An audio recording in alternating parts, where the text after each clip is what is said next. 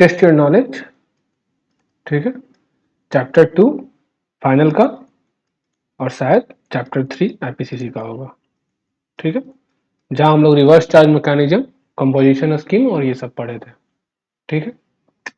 जो पहला क्वेश्चन है जैसे इसका, यहाँ पनानी प्राइवेट लिमिटेड है, ठीक है, वो एग्री किया स्पॉन्सर करने के लिए स्पोर्ट इवेंट। कौन ऑर्गेनाइज कर रहा है? Pink city club. तो जब आरसीएम आप लोग पढ़िएगा तो आरसीएम में देखिएगा, लेक्चर्स में बताया था मैंने कि अगर स्पॉन्सरशिप सर्विस दिया गया है किसी भी पर्सन के द्वारा, ठीक है, स्पॉन्सरशिप सर्विस, ठीक है, यहाँ सप्लायर कोई भी हो सकता है। सप्लायर के केस में लिखा हुआ था एनी पर्सन, ठीक है, पर रिसिपिएंट के केस में रिस्ट्रिक्शन था। रिसिपिएंट कौन हो सकता था इस केस में? बॉडी कॉर्पोरेट या पार्टनरशिप फॉर्म। तो अपने वाले केस में पनानी प्राइवेट लिमिटेड क्या है? Body corporate. क्योंकि पनानी प्राइवेट लिमिटेड बॉडी कॉर्पोरेट है और स्पॉन्सरशिप सर्विस उसे दिया जा रहा है पिंक सिटी क्लब के द्वारा, तो इस केस में the person who is liable to pay tax is the Panani private limited as per the reverse charge mechanism, ठीक है। एग्जाम्पल के तौर पे स्पॉन्सरशिप में लोग काफी कंफ्यूज होते हैं कि स्पॉन्सरशिप दे तो पनानी रहा है।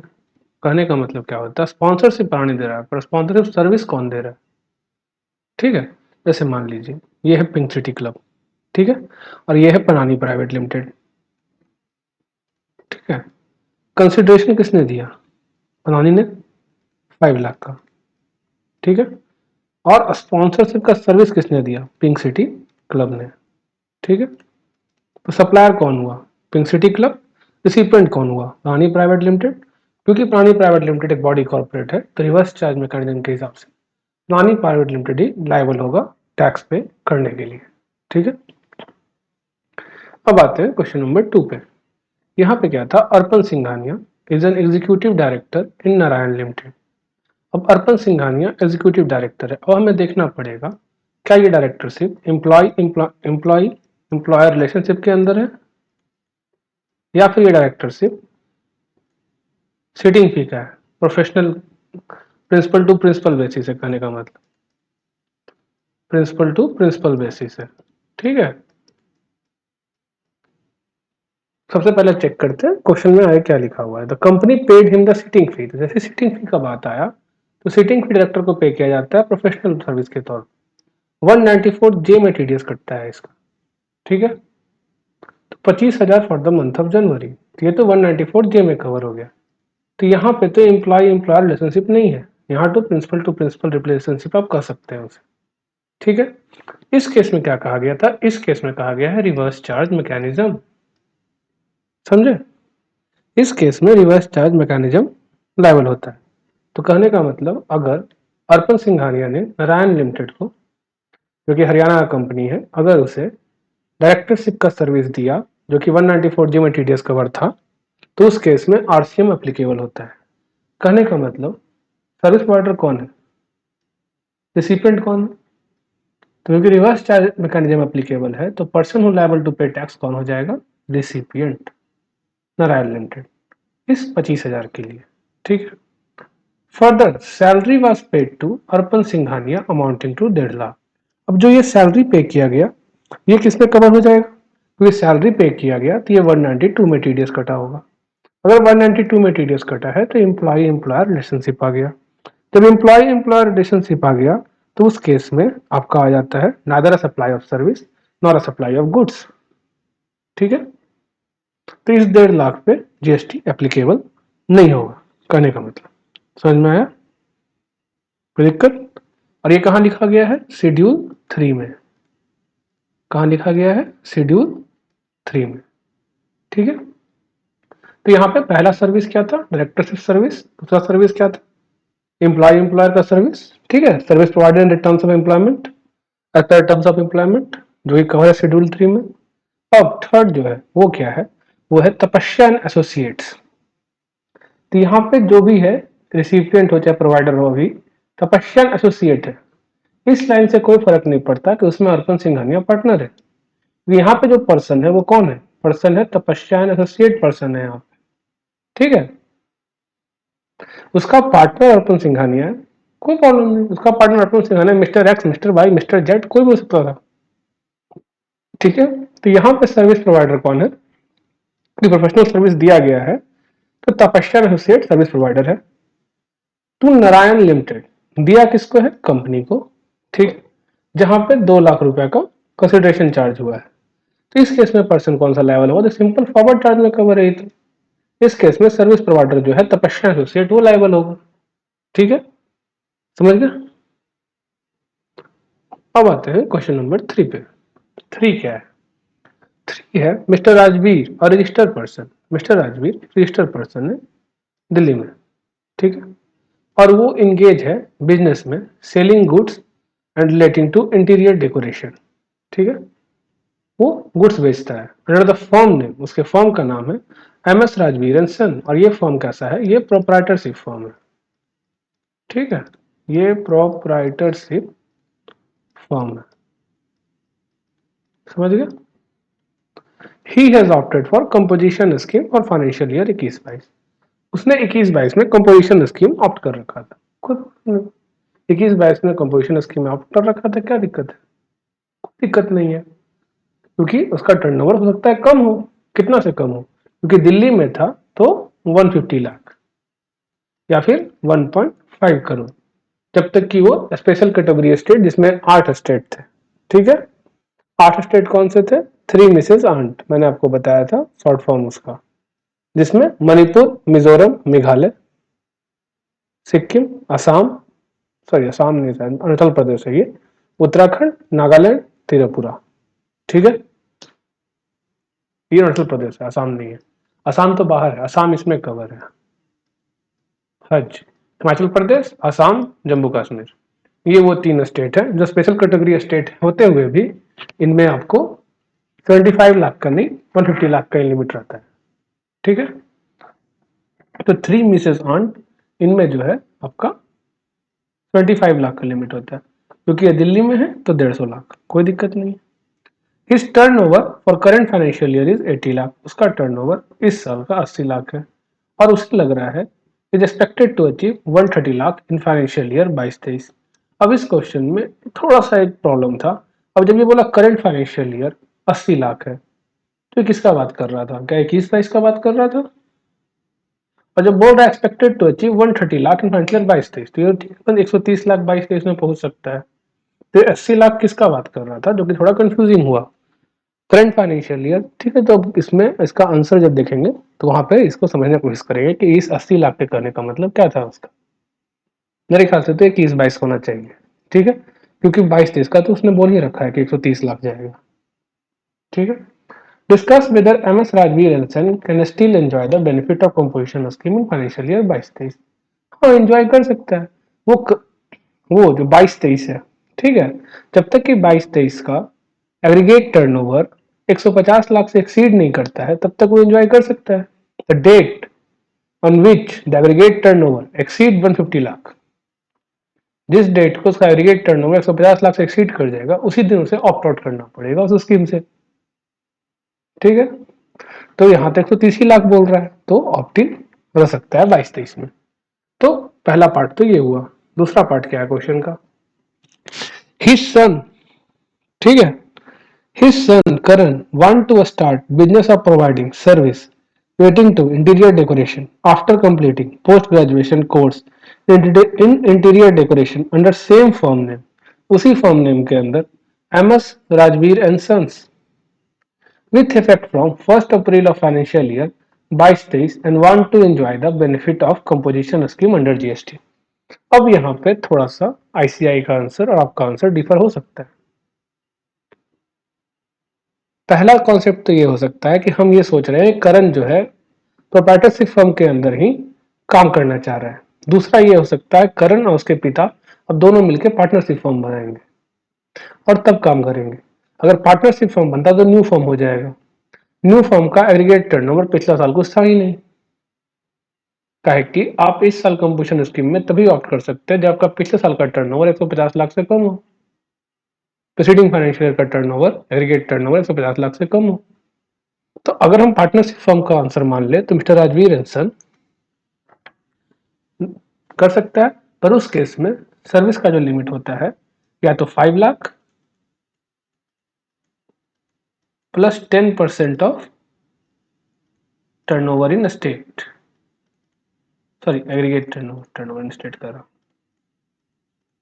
Aggregate turnover. मार्जिनल स्कीम जो था, नहीं समझे, मार्जिनल स्कीम था ना सर्विस के लिए, अगर आप composition scheme of goods opt करते हैं, मतलब सेक्शन 10(2) और 10(1) जो कवर था, तो उस केस में आप या तो 5 लाख या तो 10% ऑफ एग्रीगेट टर्नओवर तक का आप सर्विस दे सकते हैं। तो इस केस में काहे कि ये जीरो है और पार्टनरशिप फॉर्म माने तो ये 5 लाख तक का सर्विस दे सकता है। और अगर हम मान लें कि उसी फॉर्म के अंदर कर रहा है तो ये 8 लाख तक का सर्विस दे सकता है, क्योंकि 80 लाख का 10% 8 लाख होता है। तो इस क्वेश्चन में आपका मल्टीपल आंसर हो सकता था। कब? अगर हम मान लें कि वो पार्टनरशिप फॉर्म नहीं, वो प्रोप्राइटरशिप फॉर्म के अंदर ही काम करेगा। समझ गए? आया समझ में? हाँ, एक देखिए हमसे थोड़ा गलती हुआ, ये एग्रीगेट नहीं आएगा, टर्नओवर इन स्टेट आएगा। एक कंपोजिशन ऑप्ट करने के बाद एग्रीगेट से क्या मतलब, उस स्टेट में सर्विस देना है ना उसे, तो टर्नओवर इन द स्टेट ही होगा। एग्रीगेट टर्नओवर और टर्नओवर इन द स्टेट में फर्क है, थोड़ा सा माइनर सा फर्क है। Aggregate turnover overall all India basis लेता है, ठीक है, जहां भी आपका यूनिट है सबका एग्रीगेट सबका टर्नओवर जुड़ेगा। जबकि टर्नओवर इन द स्टेट कहता है कि मेरे इस स्टेट में कितना टर्नओवर है, ठीक है, सिर्फ इस स्टेट में कंपोजिशन ऑप्ट करने के बाद, ठीक है। तो कहा कि दिल्ली में था, दिल्ली में क्या टर्नओवर है, ठीक है। तो अगर हम इसे मान ले कि वो सेम फॉर्म नेम के अंदर मतलब प्रोप्राइटरशिप के अंदर ही काम करेगा, तो क्या होगा, तो 8 लाख तक का दे सकता है। अगर हम ये मान ले क्वेश्चन करना चाह रहा है कि mister Rajveer and son proprietorship firm ने पार्टनरशिप फॉर्म बनाएगा, अगर दोनों मिल करके, तो उस केस में लिमिट 5 लाख का होगा, ठीक है। अब क्वेश्चन नंबर 4 पे आते हैं, ठीक है। Varun and Arun associate started a partnership firm, उन्होंने पार्टनरशिप फर्म स्टार्ट किया ऑफ आर्किटेक्ट इन भोपाल। अब जहां कहे कि आर्किटेक्ट सर्विस प्रोवाइडर है, क्वेश्चन पता है कंपोजिशन स्कीम का है हमें, तो इस केस में लिमिट 50 लाख का होता है। उसके बाद रजिस्ट्रेशन का लिमिट 20 लाख का होता है, क्योंकि सर्विस प्रोवाइडर है और क्या कि भोपाल में है, तो वहां का लिमिट तो 20 ही लाख है, ठीक है। On 1 April of current financial year the firm provide architect service in Madhya Pradesh. चलो ये भी सही, सिर्फ इंट्रा स्टेट सर्विस ही दे रहा है, इंटर स्टेट नहीं दे रहा, तो कंपोजिशन स्कीम ऑफ सर्विस के लिए एलिजिबल है। पर सबसे पहला चीज, अप्रैल से लेके जून तक, क्योंकि वो नया फॉर्म है, रजिस्ट्रेशन तो लेगा नहीं, क्योंकि वो टर्नओवर का लिमिट क्रॉस किया नहीं। एग्रीगेट टर्नओवर का जो लिमिट था रजिस्ट्रेशन के लिए वो 20 लाख था, क्योंकि उसने 20 लाख को क्रॉस नहीं किया तो इस टाइम तो रजिस्ट्रेशन लेगा नहीं, तो यहाँ पे टैक्स लायबिलिटी हो जाएगा 0। लेकिन जुलाई जैसे ही स्टार्ट हुआ 20 लाख का लिमिट क्रॉस हो गया है, वो जुलाई को अप्लाई करेगा रजिस्ट्रेशन में, 1 जुलाई को। और रजिस्ट्रेशन ग्रांट होने के बाद क्योंकि वो कंपोजिशन स्कीम ऑप्ट करना चाह रहा है, तो वो 10(2) में एप्लीकेशन देगा सेक्शन के अंदर और composition scheme of service opt करेगा। क्योंकि वो composition scheme of service opt किए हुए है, वो इस 30 लाख पे 6% से टैक्स देगा, ठीक है। तो 30 लाख का 6% होता है 90,000 90,000 CGST 90,000 SGST, ठीक है, और SGST भी 90,000। लेकिन जब अक्टूबर दिसंबर का बात आता है, तो क्योंकि हमें मालूम है एक बार अगर करंट फाइनेंशियल ईयर में एग्रीगेट टर्नओवर 50 लाख को पार कर गया तो वो बंदा अब एलिजिबल नहीं है कंपोजिशन स्कीम के लिए, तो ये 1 अक्टूबर को ऑप्ट आउट कर लेगा। जैसे ही 1 अक्टूबर को ऑप्ट आउट कर लेगा, अब जो एक्चुअल रेट है 20 लाख पे 18% से लगेगा, मतलब 9% CGST 9% SGST, मतलब 1,80,000 CGST 1,80,000 SGST। तो टोटल लायबिलिटी जो होगा 2,70,000 CGST 2,70,000 SGST। आया समझ में? समझ गया? तो इसका आंसर आपको 3 पार्ट में देना पड़ेगा। पहला अप्रैल जून के लिए, फॉर द पीरियड अप्रैल जून, ऐसे आंसर लिखिएगा, for the period of April June since the aggregate turnover of Varun Arun associate does not cross the threshold limit for the registration, the Varun and Arun associate does not take the registration during such period. For the period last September, as the Varun and Arun associate for the period last September, the Varun and Arun associate as it want to opt for composition scheme, they opt for the composition scheme. So for the tax liability for the month of July and September shall be the 6% of the 3% CGST, 3% SGST of the 30 lakh. ठीक है, और अक्टूबर दिसंबर में since the aggregate turnover of Varun Arun associate exceed rupees 50 lakh during the current financial year, they shall not be eligible for the composition scheme of service now. Since they are not eligible for composition scheme of service now, they will liable to pay tax as per the normal rates. ठीक है, therefore the tax liability shall be 20 lakh into 9% CGST, 20 lakh into 9% SGST. अब answer, किताब का answer copy करने की जरूरत नहीं है, आप अपने हिसाब से आंसर लिख सकते हैं, बस आपका कॉन्सेप्ट क्लियर होना चाहिए. ठीक है, अब यहां लिखा हुआ है form has obtain the registration under section 22 with effect from 1 जुलाई. अगर रजिस्ट्रेशन इसी दिन ले लेता तो इसको भी देता. ठीक है, लेकिन नहीं लिया है, दिया हुआ है क्वेश्चन में 1 जुलाई से, और अगर क्वेश्चन साइलेंट तो माने कि रजिस्ट्रेशन नहीं लिया है. ठीक है, डिटरमाइन द टैक्स लायबिलिटी तो हमने निकाल लिया. ठीक है, और नॉर्मल टैक्स रेट क्या है वो भी दिया हुआ था. अब आते हैं क्वेश्चन नंबर 5 पे. क्वेश्चन 5 क्या है? क्वेश्चन नंबर 5 कह रहा है कि आपको पता करना है कि ये पर्सन एलिजिबल है कि नहीं कंपोजिशन स्कीम के लिए. ठीक है, गुड्स और सर्विस दोनों, 10(2) और 10(2)(a) दोनों देखना है. समझे? 10(2)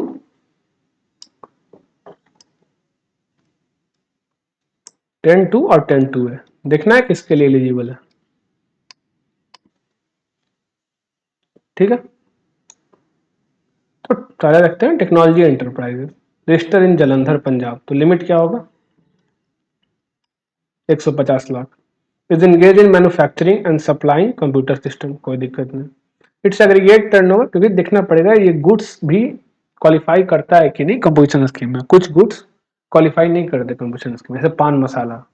ठीक है, एरिएटेड वाटर दिया हुआ है ऊपर, आप देख सकते हैं. Fly ash bricks. ठीक है, अगर इन सब गुड्स का मैन्युफैक्चरर या ट्रेडर है तो वो composition scheme of goods opt नहीं कर सकता है. अब 21-22 में, तो प्रीसीडिंग फाइनेंशियल ईयर में 125 लाख था, तो 150 लाख से कम था. क्योंकि 150 लाख से कम था तो करंट फाइनेंशियल ईयर 22-23 में वो बंदा एलिजिबल है. ठीक है, लेने के लिए कोई दिक्कत नहीं है. लेकिन आगे देखते हैं क्या लिखा है क्वेश्चन में. Technology enterprises supply the computer system manufacture by it within the state. सिर्फ हाँ, ये सबसे इंपॉर्टेंट है. अगर इंट्रा स्टेट नहीं होगा, इंटर स्टेट अगर सप्लाई किया तो फिर एलिजिबल नहीं होगा. ठीक है, आउटसाइड द स्टेट सप्लाई नहीं होना चाहिए. With a view to expand its business operation, it will also start providing repairing services. तो आपको पता है marginal scheme of service, service दे सकता है 5 लाख या 10% of the turnover in state. तो 125 लाख था तो 12.5 लाख तक का सर्विस दे सकता है. तो आपको वही चीज लिखना है कि इसका एग्रीगेट टर्नओवर पिछला साल 150 लाख से कम था तो इस साल एलिजिबल है. अगर टेक्नोलॉजी एंटरप्राइजेस चाहे तो इस साल सर्विस भी दे सकता है, और सर्विस का लिमिट होगा 12.5 लाख तक का सर्विस दे सकता है. ठीक है, जो हायर हो 5 लाख और 10% और 20% जो हायर हो. ठीक है, तो अब क्वेश्चन नंबर दूसरा पे आता है. ठीक है, एमएस सिद्धार्थ एंसन रेस्टोरेंट दिल्ली, क्योंकि दिल्ली में था और रेस्टोरेंट था, तो रेस्टोरेंट एक इकलौता सर्विस है जो कंपोजिशन स्कीम ऑफ गुड्स में ही कवर है, माने 10(2) में ही कवर है, ना ही कंपोजिशन स्कीम ऑफ सर्विस में. वो कौन सा है? Restaurant service. वहां भी लिमिट क्या हो जाएगा? तो फिर 150 लाख. अब मजेदार बात यह है कि अगर हम रेस्टोरेंट सर्विस में कंपोजिशन स्कीम ऑप्ट करें चाहे ना करें, सेम ही रेट है 5%. ठीक है, 2.5% CGST, 2.5% SGST. तो पता नहीं क्यों रख रखा है अब तक, भगवान जाने. ITC तो ऐसे भी रहता नहीं है कोई रेस्टोरेंट के पास. ठीक है, tasty and food with a turnover of 112 lakh 21-22 में था. In the view of growing customer demand, it will also start intra state trading of juices in Delhi. तो जूस क्या है? जूस भी तो गुड्स है, कर सकता है, कोई दिक्कत नहीं है. समझ गए? तो ये ऑप्ट कर सकता है, इस जूस का ट्रेडिंग करेगा, उससे कोई फर्क नहीं पड़ना. ठीक है, समझ गए? Sitaram and associate, Sitaram and associate register in Sikkim. अब ये सिक्किम आ गया, सिक्किम का लिमिट क्या था 75 लाख, बता था ना 3 मिसेज आंट। इसमें एस क्या था Sikkim is engaged in running a restaurant chain veg kitchen, अभी भी रेस्टोरेंट में है, ठीक है। It has turnover of 73 lakh in financial year 21-22, कोई दिक्कत नहीं, एलिजिबल तो है अभी तक। In the financial year 22-23 it decide to shut down, लेकिन फूड चेन को बंद कर दिया, बहुत लॉस हो रहा था, ठीक है। अब क्या करेगा, intra state architect service provide करेगा। तो जब इंट्रा स्टेट आर्किटेक्ट सर्विस का बात किया तो ये कंपोजिशन स्कीम ऑफ गुड्स में तब तक था तो रेस्टोरेंट सर्विस था, जिसने रेस्टोरेंट बंद कर दिया कंपोजिशन स्कीम ऑफ गुड्स से ऑप्ट आउट कर गया। क्यों, क्योंकि अब आर्किटेक्ट सर्विस प्रोवाइड करेगा, उसका लिमिट तो 50 लाख है प्रीवियस ईयर का, और उसमें तो कोई 3 मिसेज आंट भी नहीं है, सबके लिए 50 लाख है। तो इस केस में ये बंदा अब एलिजिबल नहीं होगा, समझ गया, समझ गया, हाँ समझ में, समझ गया। तो ये हो गया, आया किस तरह से हुआ। हाँ एक और चीज, या तो आप composition scheme of goods opt कर सकते हो या तो आप composition scheme of service opt कर सकते हो, दोनों एक साथ ऑप्ट नहीं कर सकते, ठीक है। आप ये नहीं कर सकते कि मैं कंपोजिशन स्कीम ऑफ गुड और कंपोजिशन स्कीम ऑफ सर्विस एक साथ ऑप्ट करूंगा। या तो आप, क्योंकि कंपोजिशन स्कीम ऑफ सर्विस में क्या लिखा हुआ है, सेक्शन को ध्यान से पढ़े हुए लिखा हुआ है, the person who is not eligible to opt for composition scheme under section 10(1) and 10(2) shall be eligible to opt the composition scheme under section 10(2)(a), ये लाइन लिखा हुआ है। तो इसका मतलब क्या हुआ, मतलब ये हुआ या तो आप composition scheme of goods opt कर सकते हैं या तो आप composition scheme of service opt कर सकते हैं, दोनों एक साथ ऑप्ट नहीं कर सकते, ये गलत है, समझ गए। दीप्ति सर्विस लिमिटेड रजिस्टर इन उत्तराखंड, ठीक है। तो 3 मिसेज आंट ए यू का था उत्तराखंड, ठीक है, समझ गया। तो उत्तराखंड का लिमिट भी क्या था 75 लाख गुड्स के लिए, सर्विस के लिए 50 लाख। तो ये हेयर स्टाइलिंग सर्विस दे रहा है तो 50 लाख का लिमिट होगा, ऑब्वियस सा बात है। It has turnover 34 lakh in financial year 21-22, कोई दिक्कत नहीं, 21-22 में उसका टर्नओवर 34 लाख था, तो इस साल भी एलिजिबल है जब तक कि वो सर्विस में बिजनेस में है तब तक। बोल रहा है क्या आपका आंसर चेंज होगा, if Deepti service limited also start intra state supply of beauty product along with providing hair styling services. नहीं, क्यों चेंज होगा, क्यों चेंज होगा, ठीक है। जब तक इसका aggregate turnover current financial year में 50 लाख को एक्सीड नहीं करता तब तक नहीं चेंज होगा, दे अपना, ठीक है, प्रोडक्ट भी बेचे, कोई दिक्कत नहीं, समझ में आ गया। अब आते हैं इस क्वेश्चन पे, काफी इंपॉर्टेंट क्वेश्चन है।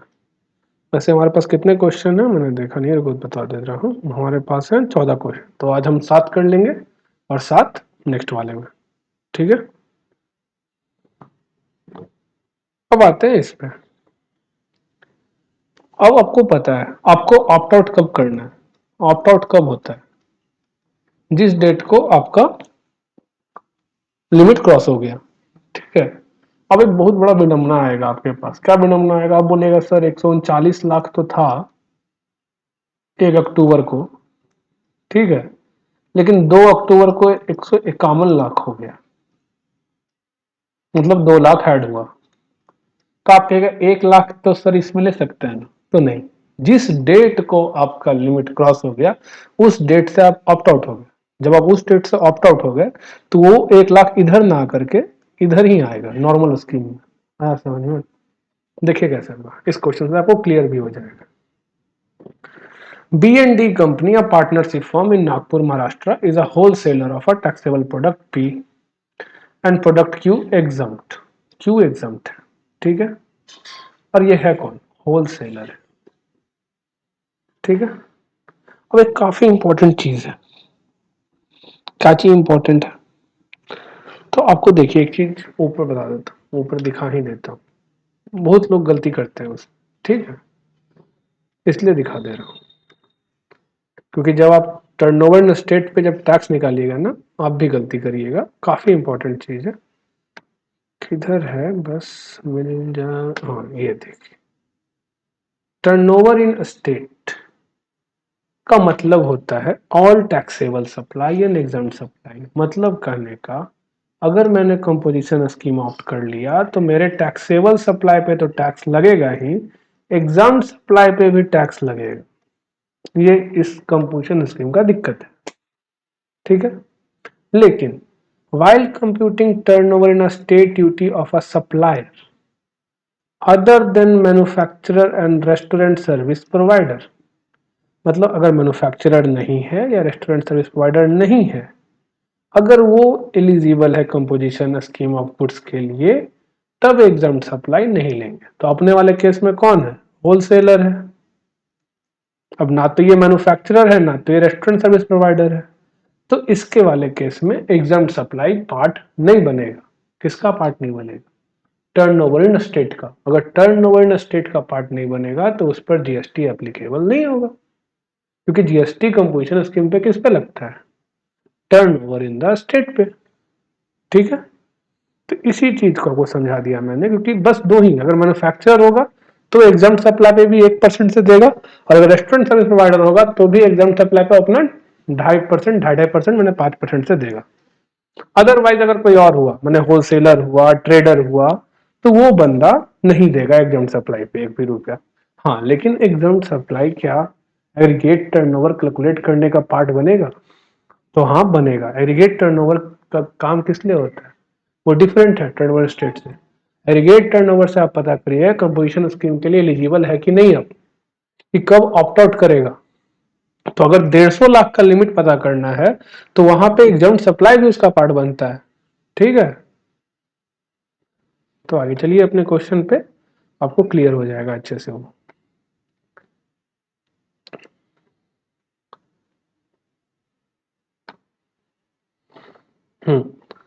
तो प्रोडक्ट भी टैक्सेबल था, प्रोडक्ट क्यों एग्जाम था, कोई बात नहीं। The firm supply this product only in the eastern part of Maharashtra, चलो इंट्रा स्टेट सप्लाई था तो एलिजिबल है। All the procurement both goods and service of firm for the supplier register under regular scheme in Maharashtra, तो ITC के लिए eligible तो होता नहीं है, तो कोई मतलब नहीं है। द फर्म पे टैक्स अंडर कंपोजिशन स्कीम, हो गया। अब सबसे पहले B&D company has furnished the following detail with respect to its turnover exclusive of taxes। बोला क्वार्टर, पहला क्वार्टर जो था अप्रैल मई जून, उसमें 60 लाख का टैक्सेबल प्रोडक्ट बेचा और 17,65,000 का एग्जाम्ड बेचा, और टर्नओवर ऑफ नहीं जुलाई अगस्त सितंबर में 50 लाख का टैक्सेबल, 17 लाख का एग्जाम्ड। तो एग्रीगेट टर्नओवर कितना हो गया ये बताइए पहले। तो एग्रीगेट टर्नओवर हो गया 60 lakh plus 17,65,000 plus 50 lakh plus 17 lakh, aggregate turnover तो 1,44,65,000 हो गया, ठीक है। 1,44,65,000 कहने का मतलब मेरे पास अब कितना अनएग्जॉस्टेड लिमिट बचा हुआ है? तो 5,35,000 का अनएग्जॉस्टेड लिमिट बचा हुआ है, ठीक है।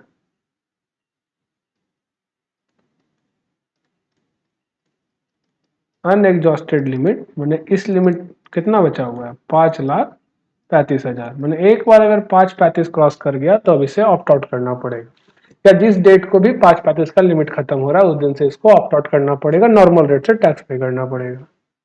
अब तक का इसका लायबिलिटी क्या होगा?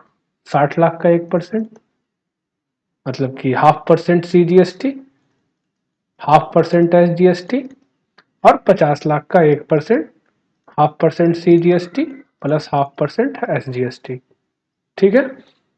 तो निकाल लीजिए एक सेकंड के लिए, 60 लाख गुने 1% भागे 2, 30,000 का, ठीक है, 30,000 का CGST, 30,000 का SGST, और यहाँ पे 50,000 का 1%, 50 लाख का 1%, 25,000 CGST और 25,000 SGST, ठीक है।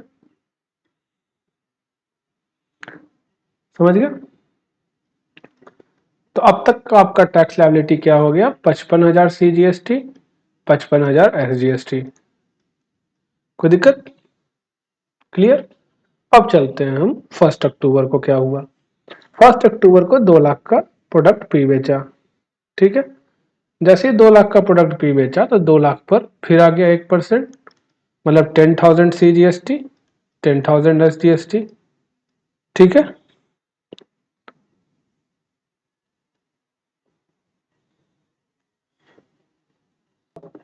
समझ गया। तो 10,000 यहाँ पे हो गया, इस पर कोई लायबिलिटी नहीं होगी, पर एग्रीगेट टर्नओवर जो जोड़ेगा तो कितना हो जाएगा, 1,44,65,1,44,65,000 यहाँ था, प्लस 2,03,000, प्लस 2,03,000। तो एग्रीगेट टर्नओवर अब कितना हो गया, 1,44,00,000, सॉरी 1,46,68,000, ठीक है। अब जो अनएग्जॉस्टेड लिमिट है कितना बचा हुआ है, 2,03,000 माइनस करने के बाद 5,35,000 माइनस 2,03,000 इक्वल टू 3,32,000 रुपया अब मेरा अनएग्जॉस्टेड लिमिट बचा हुआ है, ठीक है। अब फिर नीचे आते हैं, 1,36 का हुआ, तो जैसे ही 1,36 का हुआ तो फिर वहां 1%, ठीक है। तो निकाल लीजिए 1,36,000 का 1% भागे 2, ठीक है। अच्छा लगता है ऊपर कुछ गलती कर दिया है मैंने, 2,00,000 का 1% भागे 2, सॉरी 10,000 नहीं 1,000 होगा, इसमें गलती हो गया, 1,000 ही होगा ना, 1,000 CGST, 1,000 SGST, ठीक है। और 1,36,000 का 1% भागे 2, 680, ठीक है। यहाँ पे होगा CGST 680, SGST 680, समझ गया। अब हम आते हैं, मेरा अनएग्जॉस्टेड लिमिट कितना बचा, इसको जोड़ेंगे, यहाँ भी जोड़ सकते हैं। तो एग्रीगेट टर्नओवर 1,38,250, तो 1,38,250 जोड़ देंगे तो कितना हो जाएगा, 1,46,68,000 प्लस 1,38,250 इक्वल टू 1,48,000, 1,48,06,250, ठीक है। अब मेरे पास लिमिट कितना बचा है, तो इसमें माइनस कर देंगे 1,50,00,000, तो 1,93,750 का लिमिट अभी बचा हुआ है, ठीक है। अब आएंगे हम लोग फिर से नीचे, अरे यार बड़ा क्यों हो जा रहा है, तो 67,000, तो 67,000 पे फिर 1%, ठीक है। तो 67,000 गुने 1% भागे 2, तो 335 CGST, 335 SGST, समझ गया।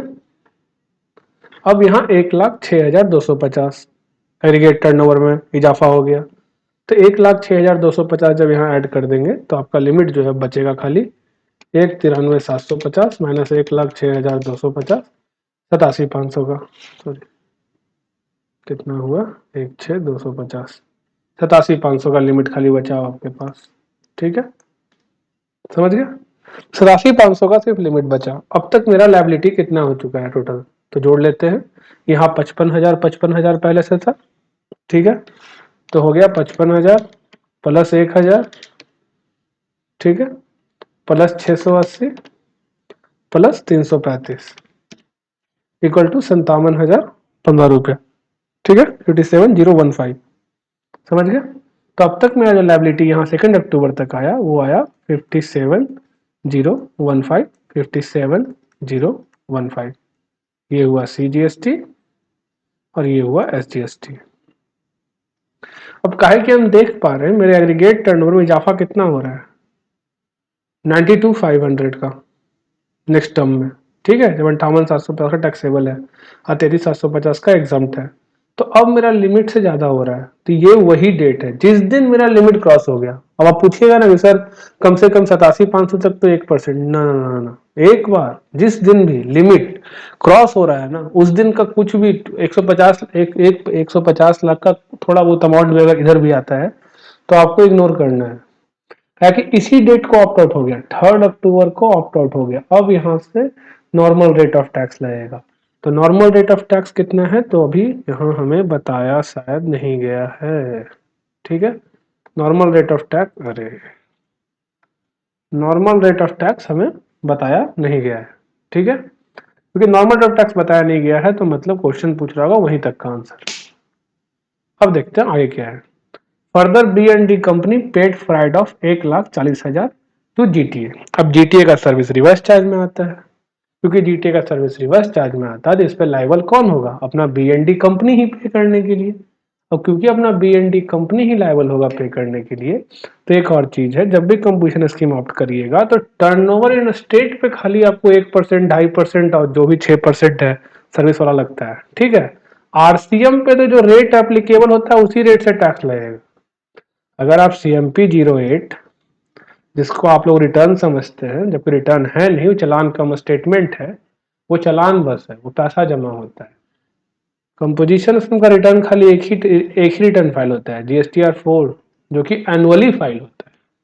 ये जितना CMP 08 है ना चारों क्वार्टर का, ये सिर्फ और सिर्फ पेमेंट जमा होता है। रिटर्न कंपोजिशन का खाली एक होता है, GSTR 4। CMP 08 का कभी ऊपर में नाम पढ़िएगा, वो रिटर्न नहीं है उसका, वो चालान है एक तरह से उसका, ठीक है। और वहां पे आपको दिखेगा आरसीएम का कॉलम अलग से होगा, तो आरसीएम पे जो रेट से टैक्स लगता है उस रेट से लगेगा, ठीक है। तो आरसीएम पे रेट दिया गया है हमें 2.5%, 2.5%, ऐसे पता भी था हमें जीटीए का 2.5% का होता है, मैंने 5% होता है, ठीक है।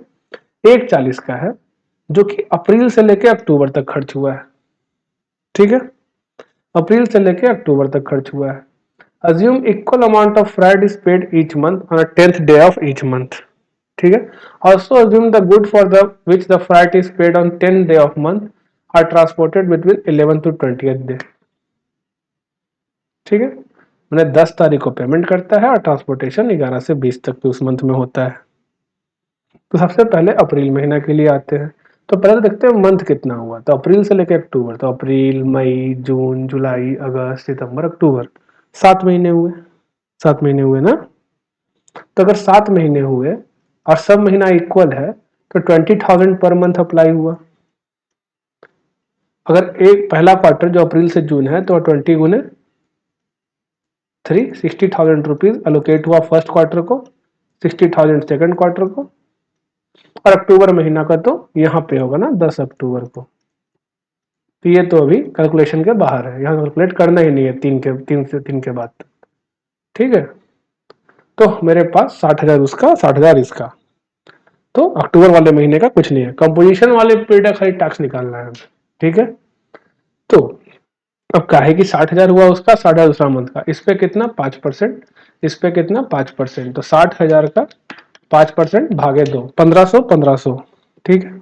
तो हम क्या करेंगे, 1500 1500 मतलब 3,000, क्वार्टर वन का 1500, क्वार्टर टू का 1500, तो 3,000 हो गया। और क्वार्टर वन का 1500, क्वार्टर टू का 1500 हो गया। तो टोटल CGST SGST कितना हो गया, 58,000। हाँ सॉरी, टोटल निकाल दिया ना हमने, ठीक है, टोटल निकल गया। अगर पीरियड वाइज निकाले तो हो गया पहला क्वार्टर के लिए, जब ये किताब में दिया गया है उसके हिसाब से 30,000 प्लस 1500, ठीक है, प्लस 1500, 25,000 प्लस 1500 प्लस 1500, समझ गए। तो टोटल टैक्स जो देगा, तो अप्रैल से लेके जून तक का मेरा हो गया 31,500 कंपोजिशन पीरियड में टैक्स, ठीक है। सितंबर और जुलाई से लेकर के सितंबर अक्टूबर तक का हो गया आपका 26,500 रुपये टैक्स, ठीक है। CGST जैसे दोनों होगा, ठीक है। और अक्टूबर महीने का हो गया आपका सिर्फ और सिर्फ ये जो हमने जोड़ा 1,680 और 335, तो 1,000 प्लस 680 प्लस 335, 2,015 रुपये, समझ गए कैसे हुआ। 2015 CGST, 2015 SGST, बस कंपोजिशन पीरियड का ही टैक्स लायबिलिटी निकालना था, तो हमने निकाल लिया। अगर यही मैन्युफैक्चर का केस रहता ना, तो ये जो एग्जाम सप्लाई है ना, इस पे भी टैक्स लगता, समझे, इस पे भी टैक्स लगता, इस पे भी टैक्स लगता और इस पे भी टैक्स लगता, जब तक कि 3 अक्टूबर से फिर नहीं लगता। आया समझ में। तो अगर मैन्युफैक्चर का केस होता तो एग्जाम सप्लाई पे भी 1%, 1%, 1%, 1% और 1% लगता, समझ गए। कोई दिक्कत। अब क्वेश्चन नंबर 7 भी देख लेते हैं, ठीक है, 7 के बाद खत्म करते हैं आज के लिए। Shubh Lakshmi food is engaged in supplying restaurant service in Maharashtra in financial year 21-22. It has turnover of 140 lakh. कोई दिक्कत नहीं है, जब तक 140 लाख का टर्नओवर है, 150 तो पार किया नहीं और महाराष्ट्र में है, ठीक है। From restaurant service further it had earn the bank interest 20 lakh. तो अब ये एक्ट में लिखा हुआ है, एग्जाम सप्लाई इंक्लूड होता है, ठीक है। जब आप एग्रीगेट टर्नओवर कैलकुलेट करते हो ना, तो एग्जाम सप्लाई भी इंक्लूड होता है उसमें, लेकिन इसको, ये भी एग्जाम सप्लाई है बट इसको एक्सक्लूड किए हुए है, ठीक है। Aggregate turnover does not include service provided by way of advances, loan or deposit in so far as the consideration is represented by way of interest और discount, ठीक है। तो ये जो इंटरेस्ट है ये इंक्लूड नहीं होगा, तो इसका एग्रीगेट टर्नओवर 140 लाख ही रह जाएगा फॉर द कंपोजिशन पर्पस, ठीक है। You are advise Shubh Lakshmi whether it is eligible for composition scheme. तो हाँ एलिजिबल है, कोई दिक्कत नहीं है, ठीक है, समझ गए। शुभ लक्ष्मी एलिजिबल है, ठीक है, समझ गया। कैसे होगा, 140 प्लस 20 नहीं होगा, क्यों? क्योंकि aggregate turnover for the purpose of composition scheme shall specifically exclude the exempt supply where services are provided by way of advances, loan or deposit in so far as the consideration is represented by way of discount और interest। इसलिए 20 lakh include नहीं होगा। The aggregate turnover for the purpose of composition scheme shall be 140 lakh. Since the aggregate turnover preceding financial year is 140 lakh, the Subhalakshmi Food is eligible to opt for composition scheme in financial year 22-23 under section 10(1) and 10(2). आप answer अपने हिसाब से लिख सकते हो, कोई दिक्कत नहीं है, आपको कंफ्यूज नहीं होना है। किताब बड़े बड़े आंसर लिखता है, कोई जरूरत नहीं है, ये 4 ही लाइन काफी था। अब 4 मार्क्स का क्वेश्चन में तो आएगा ही, अब 4 नंबर के लिए 4 पेज थोड़ी लिखेंगे हम, ठीक है। Further assuming that in financial year 22-23 its turnover is 130 lakh from the supply of restaurant service। बोल रहा है 22-23 में क्या हुआ, 130 लाख है, ठीक है। जब तक करेंट फाइनेंशियल ईयर में एग्रीगेट टर्नओवर 150 लाख को क्रॉस नहीं करता, देखिए आप ऑप्ट कर सकते हैं कि नहीं, ये प्रीसीडिंग फाइनेंशियल ईयर बताता है पिछला साल कितना टर्नओवर था, पर इस साल आप ऑप्ट इन किए रह सकते हैं कि नहीं, ये करंट ईयर का एग्रीगेट टर्नओवर बताता है।